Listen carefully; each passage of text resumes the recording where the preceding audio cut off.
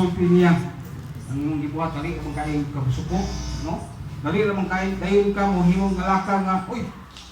Ayaw kog nalay kay mo boss mga pulo gabi maayos sa mga babak naman. Kita ang reaksyonan sa na to ka nulpitaw kanang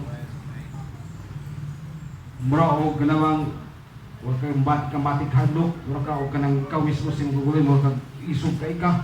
Pero doon lagi punto sa mga gugulingon na wala kay mahimo sa mga kinabuhi. No? Kung kaon sa Diyos na imong kinabuhi, so may mahimo. Nya, wala pag ikapangandam sa mga gugulingon. Gusto mo may mahimo, wala kay mahimo na niya na. Kung kayo naman, ikaw mismo sa imong gugulingon. No?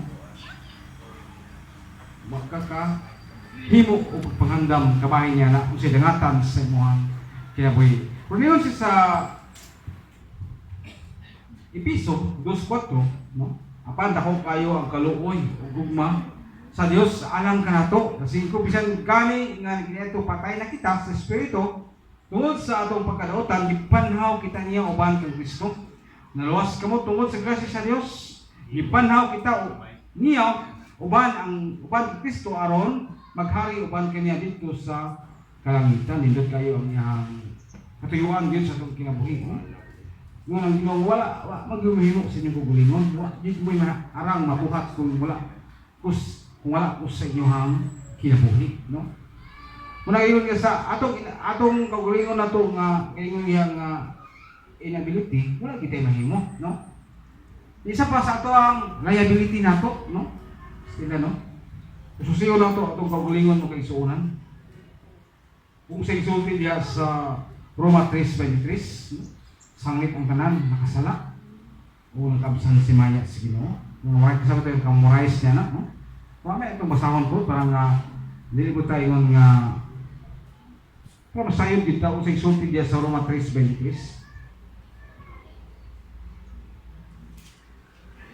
Muna isa sa itong pagkabago, kaingon nga luwasa ang imong kawalingon. No?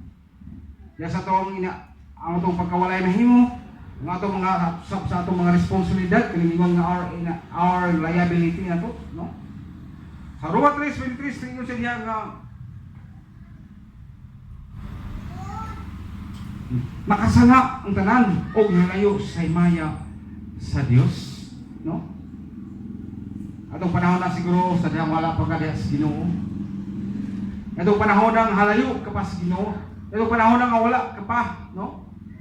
Makaila o Diyos sa imong kinabuhi, wala pa niyo dawata sa Kristo sa imong kinabuhi. O wala pa niyo buhatak, no?